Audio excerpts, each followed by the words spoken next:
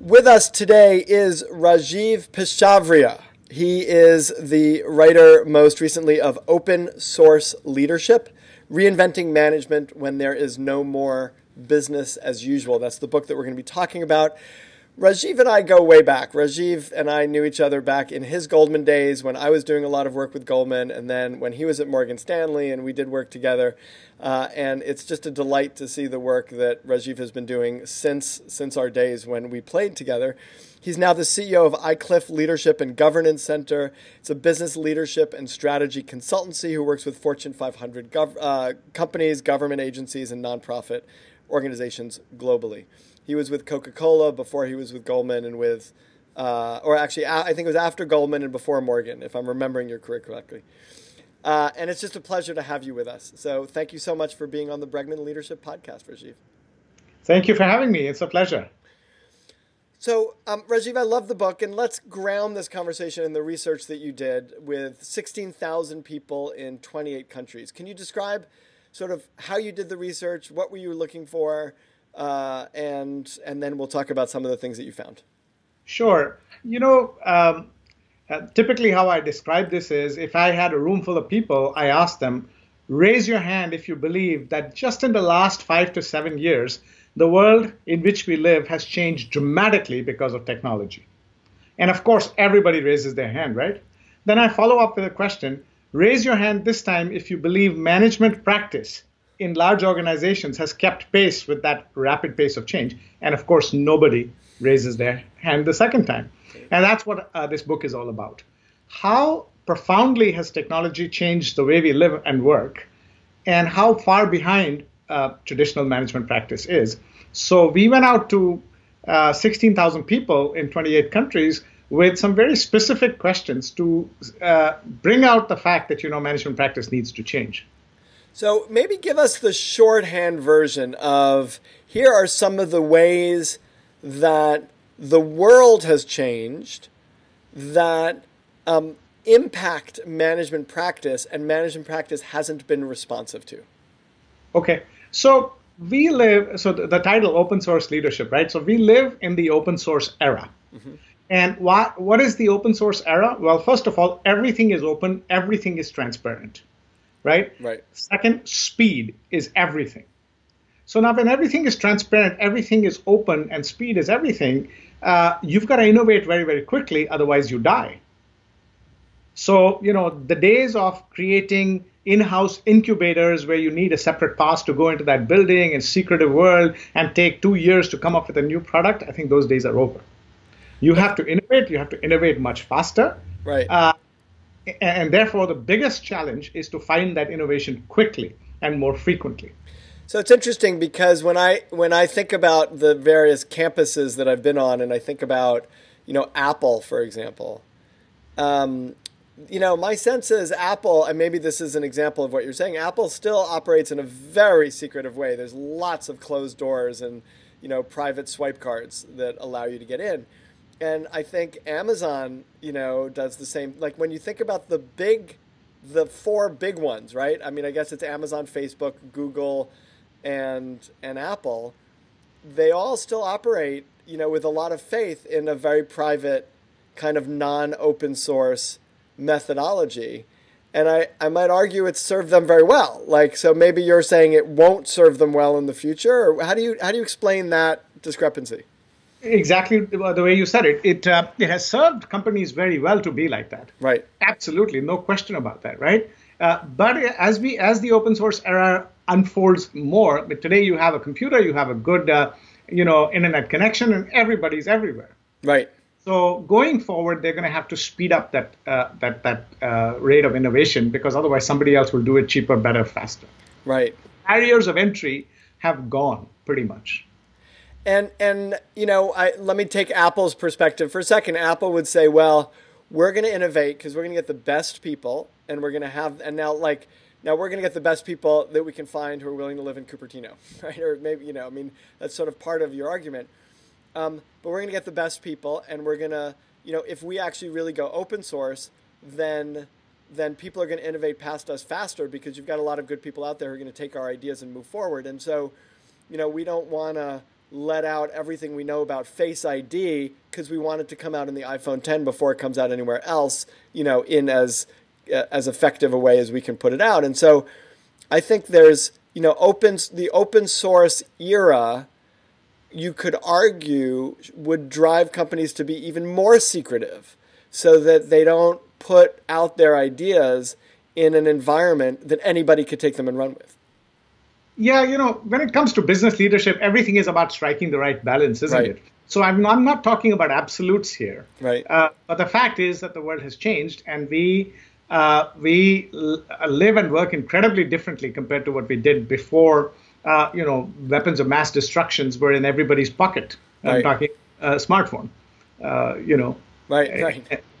And that's the issue that we have to understand. So great. So what is open source leadership? So open source leadership then is about operating in the open source era, right? Now coming back to this question that you asked, I got very curious about the fact that you buy any literature on leadership or pick up or reference any literature on leadership either online or in the bookstore, and chances are that it sings the praises of democratic, all-inclusive kind of leadership, isn't it? And autocratic leadership is frowned upon. And yet you see people like Elon Musk, Jeff Bezos, Lee Kuan Yew in Singapore, and they've rocked the history of the planet by doing just the opposite. They were all autocrats. So tell me a little more about, let's define autocrat. So an autocrat is somebody the simplest way of thinking about it is my way or the highway. I don't care, we're going to do it this way. Right. So on the one hand, you have all the leadership literature that sings glories of the democratic, all-inclusive, I love you all style of leadership. Yet you look at the most successful leaders in business and politics, and they have changed the history of the world by doing the exact opposite. So I was curious as to which one of the two is true, all that literature or the reality and the names that I just mentioned. So this is where it was one of the few things that we asked 16,000 people, what do you think? Right. And 28 countries, every single country overwhelmingly agreed that we needed, in today's day and age of speed, autocratic leadership is required. There is no time to build consensus, and that's not going to get us anywhere. It's going to slow us down. Right. We were incredibly surprised that there was no exception. All 28 countries returned the same day. It sort of makes sense when you think about it, right? That with the amount of sort of anarchic approach to innovation, that you need a unifying principle and you need sort of a collective aligned focus that will bring everybody on the same page so that, anarchy doesn't just beget more anarchy, but it actually results in, a product or a service or some way of coming into the marketplace with organization. You bet. You see, leaders by definition are dreamers of the future. Right. So if you've dreamt up the future that doesn't exist right now, right, others are not necessarily with you at that time because you've seen a picture of a better tomorrow that you want to build that others have seen. Right. Now, the question is, are you going to wait until the last person jumps onto the bandwagon and then get started, or are you going to try and accelerate that pace? Right. Yeah. Right. It's great. Okay, so the autocratic leadership is what people are asking for. And I'm assuming that the survey didn't just talk to the leaders, but it talked to a broad swath of people organizationally. So it's like they're asking for their leaders to be more autocratic. Absolutely. We were very disturbed by the data, and we weren't sure whether it was right in the first place. Right. Does that mean that while we have idolized democratic leadership, secretly we've always wanted somebody to tell us what to do? Right. Is that what it is? So we asked the same question multiple times in different ways, and every time we got back the same result. And is what you're saying the fact, which is that secretly we want people to tell us what to do? Well, that's what it seems to suggest, right? Otherwise, why would everybody agree so overwhelmingly about it? Yeah. So you talk about 5 keys to practicing autocratic leadership. Can you give listeners a sense of, if you want to be a more autocratic leadership, what do you have to do? An autocratic leader, what do you have to do? So before I answer that, you see, obviously saying that you need to be more autocratic sounds not right. And all kinds of notions come into the mind about, dictatorship and, all kinds of negative connotations come to mind. But here is the beauty of the open source era. Leaders today are completely exposed. Every action, every word of theirs is out there in the open. Ordinary people, on the other hand, are more empowered than ever before in human history. Why? Because everybody has this in their pockets these days, and I can destroy or make somebody's reputation within minutes using this weapon of mass destruction. And just to be clear, because we're also video, but we're also audio, is that you're holding up an iPhone, a mobile device. Yes, exactly, a smartphone, right? Right. So in an era where ordinary people are more empowered than ever before in human history, and leaders are so exposed to the point of being naked, I think there is a built-in audit mechanism here. We have to take responsibility for our actions, right? So leaders, in that sense, are in the position where they have to be responsible for what they do. People, on the other hand, will not let you be an autocrat even if you want to be. So the data says you need to be autocratic to be successful, but ordinary people are so empowered they won't let you. So what does somebody do? Right. That is where the 5 keys of positive autocracy come in. And I won't go through all 5 of them, but let's take one for example. We say, so by the way, I call them naked autocrats because you are so exposed that you are to the extent of being naked, and therefore a naked autocrat. And one of the keys is you master the dance of the naked autocrat. What does that mean? You be completely autocratic about your values and your purpose. The better future that you want to create in the world and with the certain amount of value. So be completely autocratic. Do not let others crush that vision. And at the same time, learn to be completely humble and respectful with people. So literally, you have to balance 2 opposites. So that's one of the keys. Yeah, because you actually have, you've got these autocratic leaders like Steve Jobs, who some people might say was abusive or what, but, you got, and you see that with a lot of autocratic leaders. You look at Uber, you actually start to hear a little bit of, a few murmurings of that of Elon Musk. And there's a downside to this autocratic leadership, which is that the personality that tends to step into being an autocrat is also a personality, by the way, who innovates in an environment, beyond other people's wildest dreams, who feels like the boundaries that normally contain most people don't apply to them, which is how they're able to, send rockets into space and build the electric cars and, create life-changing devices that people use. How do you, and I guess maybe that's when you're talking about the respect piece. The downside is the rules don't apply to me, which is how I'm able to be so successful, because I break through the rules that other people say you can't break through. And then, that's true also in terms of how I treat other human beings. It's interesting you mentioned Steve Jobs.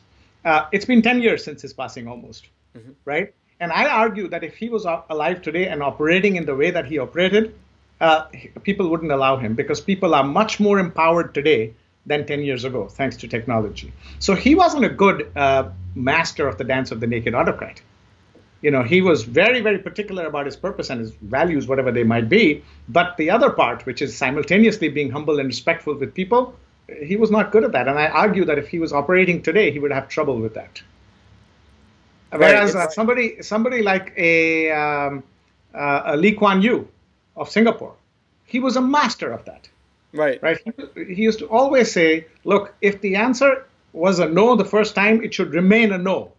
But the people must be told politely. You absolutely lose nothing with politeness. Right. So he was a champion of that. So you're saying you need to keep the same sort of confidence that you have as a leader and marry that with some humility, which is a hard combination, of confidence and humility. It's actually, I talk a fair amount about this combination because when we develop leaders, it feels like that's what we're trying to develop, which is sort of humility and confidence together. And I call it humble confidence, which is the same idea. Humble confidence, which is the same idea, right. which is, you're willing to break stuff, break things, but you're still very respectful of people. And it's a hard combination to find in people. It is. It is. And so following along with that, another of the 5 keys is give people freedom within a framework. Right? So every organization has a set of values on their in their hallways and on their websites and everything, right? Corporate values. Right. And yet every organization has a lot of rules and policies and procedures. And the larger the organization gets, more rules, more policies, more procedures. Right? And there comes a point in time that imagine a 2x2 quadrant, right? A classic 2x2 matrix, consultant matrix. On the one axis, you have values. On the other hand, you have rules and policies. And before long, the rules and policies box becomes bigger and bigger and bigger, and at the expense of everything else. And it becomes a bureaucracy. What if instead of running the company by rules, policies, and procedures, we ran the company by values and building a culture of values? I'll give you a quick example. Some months ago, we all noticed the story of United Airlines dragging out Dr. Dow in a bloodied state from the aircraft when he refused to give up his seat. Now, the first words that came out of the CEO's office, right, was, "My people did nothing wrong. They were following stated company procedure." Remember? Right. Now, what if the employees of United had not followed stated company procedure, but had followed stated company values? Right. Would the values tell them to beat somebody up and knock him out of the plane like that? Right. So if we build a culture based on values, where do rules come from? They come from values anyway. But rules in today's day of speed get outdated before the ink dries on them, whereas values have a longer shelf life. So building a culture based on values, giving freedom within the framework is one of the keys as well. Talk to us about leadership energy and what you mean by that. So in this book, I've tried to paint a picture of how the world is changing, right? So on the one hand, technology is creating amazing opportunities for things that are possible. On the other, so there are two main parts to the open source era. Uber connectivity, which is creating amazing business models and also obliterating amazing business models. The other theme of the open source era is uber populated. We are 7.5 billion people going up to 10 billion people. I was talking about that with my wife last night, just in terms of resources and the potential for calamity, not just Earth calamity, but also like how we as human beings deal with other human beings when we're doubling in size in such a short period of time. But maybe that's a conversation for another time. But I wanted you to know that part of your book got me and my wife in an interesting conversation around that. And as it should, because people are underestimating that aspect, the uber populated. Right. Now, everybody talks about the Asian century because most of these people are going to be born in Asia. So there's a whole slew of new consumers and new customers, and everybody wants to sell their cars and their wares to Asia. But, get this, just one quick one, currently we are 7.5 billion people. Uh-huh. Almost 6 out of the 7.5 billion have a mobile phone in their pocket, but only 4.5 billion have access to a working toilet. And crazy. Most of these toiletless people are in Asia. Right. The point is that whether you look at uber population and the challenge, so the world today, the open source era has amazing opportunities ahead of us thanks to technology, but also amazing challenges. So leadership cannot be anymore about showing up at work, pushing paper, giving commands, and getting things done. Leadership cannot be about just promoting shareholder value. Right. Those days are over. Leadership has to be about creating a better future. It has to be, we equate anybody in a position of power as a leader. So somebody wins an election, we call them the leader of the country. Somebody gets appointed CEO, we call them the leader of the company. But is leadership a title? Is it an adjective or is it a verb? What I'm trying to get at is when there are daunting challenges and exciting opportunities both ahead of us, leadership has to be a burning desire to create a better future. Right. And your question was, what is leadership energy? Now, what happens when you say to people, I want to create a better future, come with me? you get nothing but resistance. Right. Active resistance, passive resistance, all kinds of resistance. And we argue that the main ingredient for leadership is not a competency model. It's certainly not a best practice case study, right. Because last I checked the dictionary, copying somebody else's behavior was an act of followership, not leadership. You need a tremendous amount of inner energy in order to not give up in the face of resistance and adversity. Right. And that's what we call leadership energy. And you know the little drink, 5-hour energy, right? Right. Which they sell on the highways. Right, I'm right. not talking about 5-hour energy. I am talking about 27-year energy. Right. Why 27 years? That is the amount of energy that Nelson Mandela had through 27 years of prison, and he still did not give up. Right. That is the kind of energy that Soichiro Honda had for 20 years of continuous failure before he was able to found the Honda Motor Company. So here's my question. Here's my question on that, because you really talk about leadership being developable. And yes. my question is, how do you develop that? Yes. So is this kind of inner energy that goes on for 27 years or 20 years in the case of Honda, is this something sort of genetic? Is this a gene? Is it sort of God-given? Or is it developable? And I am in the camp that says it's very much developable. So long-lasting leadership energy, there are two primary sources and one secondary source. But let's talk about the two primary ones. Mm-hmm. What do people like Gandhi and Mandela and Soichiro Honda have in common? One, they are crystal clear about a set of values with which they will run their life. Mm-hmm. And those values, they will never, ever compromise no matter what happens. Right. So when Mandela came out of prison and he said, we are going to forgive and we are going to reconcile, even his wife and his daughter left him. But he did not compromise his value. So it's about knowing values, not just knowing those values, but the ability to stand by them even when it hurts. Right. Right? Right. That's first. Second, they have a values-based purpose in life. So every time they feel like giving up, they close their eyes and imagine that purpose and imagine that better future that energizes them again. Combination of values and purpose clarity gives you long-lasting energy. So it's really a question of what do you care most about and most deeply about that you're willing to trade off everything to make happen? Well said. Right. That is, in essence, leadership energy fueled by that strong conviction in values and right. a values-based purpose. And if your purpose is greater than yourself, if your purpose is based on your values, you lose fear. Right. Any advice you have for people as to how to discover or pinpoint or connect with those values? And that is the billion-dollar question, isn't it? There is no shortcut. Right. The only way to discover values and convert those values into a values-based purpose is deep, honest reflection. Right. And hence, we talk about a term called emotional integrity. You know, you've heard a lot about emotional intelligence, and I've got nothing against emotional intelligence. You know, if I say and speak everything that comes to my mind without paying any attention to your needs, that's not going to, or anybody else's, that's not going to hold me in good stead. Right. So yes, I should worry about my emotions and other people's emotions and act smartly, intelligently. But what I'm talking about is emotional integrity, which is the courage to look in the mirror and admit to yourself without guilt, without using the societal lens, what I really want for myself. Right. And that's the basis of discovering values and purpose. Because, you know, a lot of people, so I'll give you a very interesting example. So we've been collecting data from hundreds of thousands of people. One of the questions we ask is this: what's the most important thing in your life? What do you care about the most, right? Can you guess anywhere in the world what's the majority answer? So if you were to ask an audience of 100 people, right, what's the most important thing in your life, what would be the most frequently heard answer? I mean, I would think it has to do with relationships.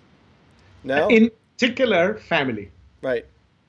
Yeah. So family is the most commonly given answer when we ask people anywhere in the world. And we've done this in over 100 countries now. Right. Yeah. But then you ask the question, how many people actually prioritize their family? Exactly. Right. Right. So when somebody says family, what I typically do is I pick up their diary and I flip through 6 months and I say, sorry, you just lied to me. So how do you say that? Because you failed the diary test. There's nothing in your diary that tells me that family is your number one priority. Right.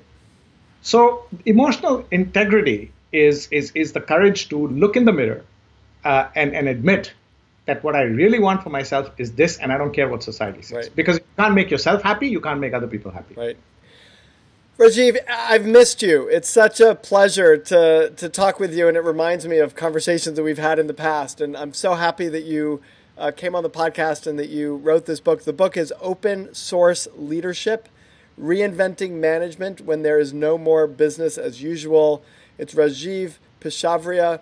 And, if you've enjoyed this conversation, you'll enjoy the book. Rajeev is, engaging as a writer, and I think your ideas are really important and groundbreaking, and to really think about, what I like about it is that you both have the organizational big picture, 30,000 foot view, and we're also talking about how do you figure out what your values are, because that's what it really comes down to. And that combination of the individual and the organization and who we are as people and how do we lead is sort of critical, maybe the most important thing for how we move forward. So thanks for highlighting that in your book and on this podcast. Thank you very much for having me. It was great talking to you.